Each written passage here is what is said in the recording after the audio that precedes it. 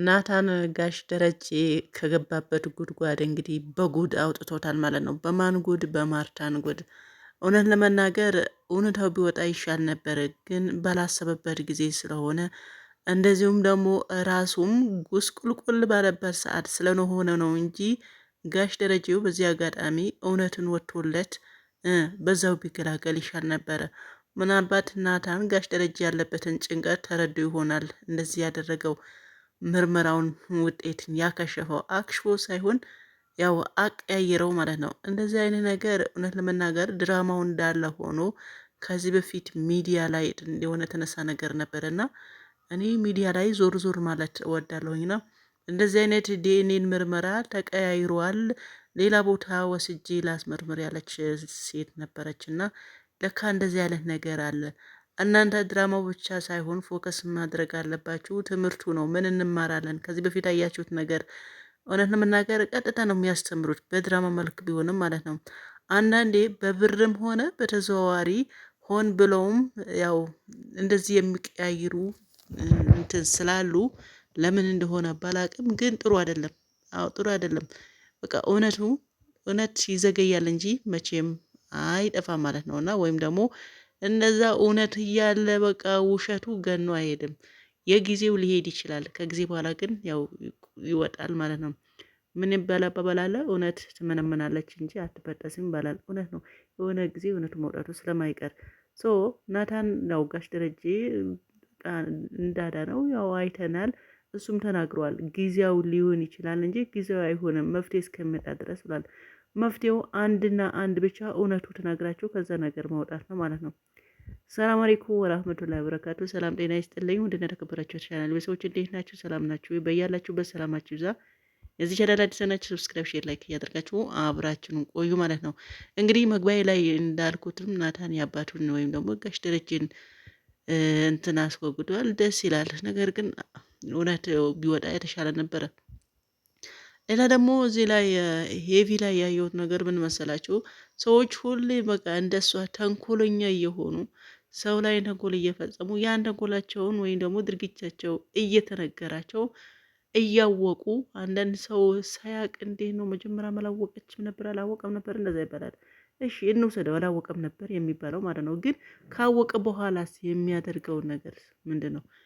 አሁን እቺ ልጅ ነገሯት እንግዲህ ቲቪቷን ሁሉም ነገር አባቷን አስሮ በምታደርገው ነገር ክላሷን ቆልፎ የግል ምገባ አደረገላት። ብቻ ያላደረገ ነገር አሁንም ከዛ ነገሯ ልትመራ አልቻለችም። እና አንዳንዴ ሰው ምከረው እምቢ ካለ መከራ ይምከረው የሚለውም አባባል አልኩ አባባል ማለት ነው። እና እንደ ሄቪ አይነቶች ያሉ ናቸው ማለት ነው። ስለዚህ በመጨረሻውም እንግዲህ ያው በጣም ተንኮልነቷ ብዛት እንግዲህ የዘበኛው ያለችው ነገር ሰምታችኋል። እና ዘበኛውን ጎበዝ ነው። ምንም አንዳንድ ደግሞ የህሊናቸው የማይኖሩ ደግሞ አሉ። ልክ እንደዚህ ሰውዬ ሳይሆን ከዚህ ሰውዬ የተሻሉ ኧረ ምን የተሻሉ የባሱ ማለት ነው። እኔ አንድ ህይወቴ አንድ ስቴፕ ወደፊት ከሄደ ማድረግ ያለብኝ ነገር ሁሉም ያደርጋለሁ ብሎ የሚያደርግም ሰው አለ፣ እውነት ለመናገር ማለት ነው። ስለዚህ ምንድነው አላችሁን? ይህን ሰውዬ ካጠፋው እኔን ታገባና እንደዚህ አይነት ቤትን ትኖራለህ ነው አላችሁ።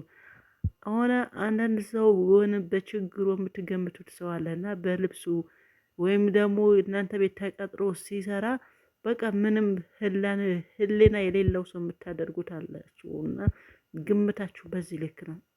በስ እንደዚህ አይነትን ሰውዬ ቆራጥ ሰው አለ። እኔ አይደለም ሰው እንስሳን አልገድልም የሚያሳዝነኝ ሰው ነው። እንዴት ነው በዚህ ነገር የምትገምቸኝ ብሎ ያው እንዳባረራት አይተናልና ጎበዝ ቆራጦች አሉ አይደል እንዴ? የሆነ ነገር ይደረጋል። በአሁን ሰዓት እንደው አሁን እናገር አሁን እንዴ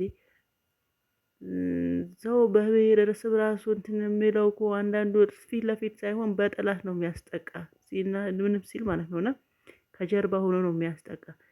ስለዚህ እሱ ፊት ለፊት አይወጣም። ያን ደግሞ የሚያደርጉ ሰዎች የሆነ በቃ ጉርሻ 100 ብር 200 በቃ እንደዚህ እንትን በብሎ ነው ተቀብሎ ነው እንደዚህ አይነት የሚያደርጉት የሰው ህይወትን የሚያጠፉ አሉ አይደል እንዴ?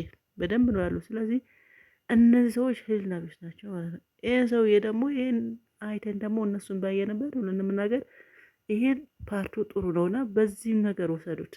አዎ እንደዚህ አይነት የሚያደርጉ ሰዎች ስላሉ አሁን ሄቢ ህይወቱን ልትቀይር የምር አሁን ይሄን ያለችው ነገር ፈጽሞ ቢሆን የምር ታገባዋለች? የምር በዛም ቤት ታኑረዋለች? አይደለም።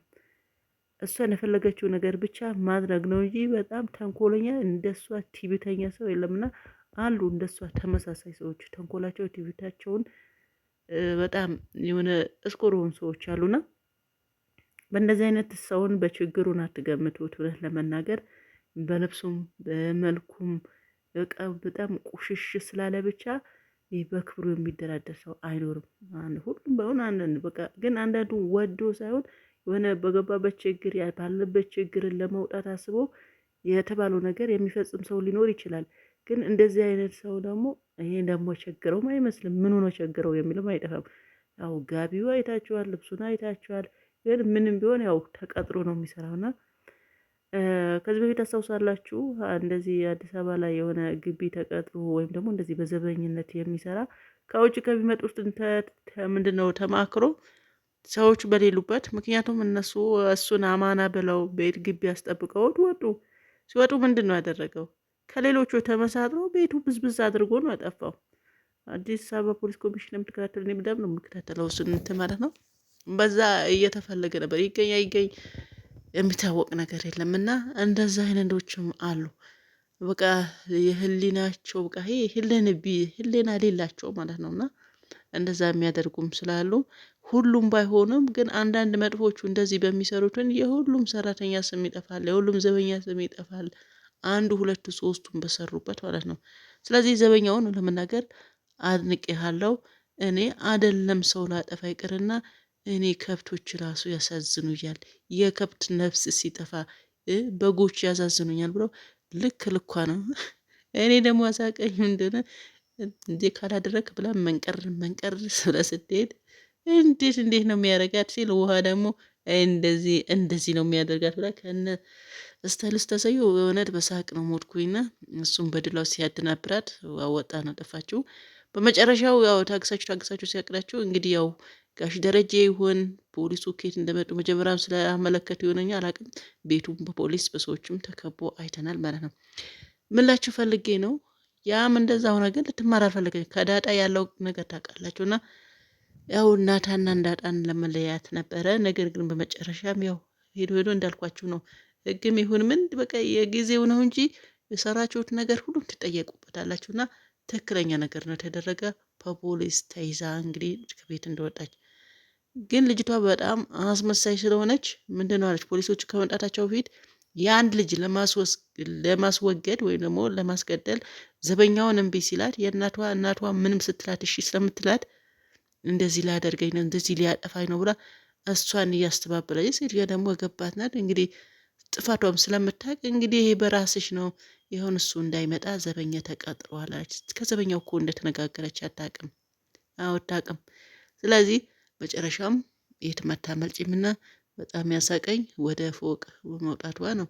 ቤቱ ከመቶ ብርብር አድርጎ ይዙሽ ይሄዳሉ። ስለዚህ ታይ ስትባይ እምቢ ብለሽ በመጨረሻም ያው መያዝሽን ስለማይቀር በፖሊስ ተይዘሻል ማለት ነው። ስለዚህ ማንኛውም የምትሰሩት ነገር እውነትም ነገር ተጠያቂ እንዳለ እወቁ።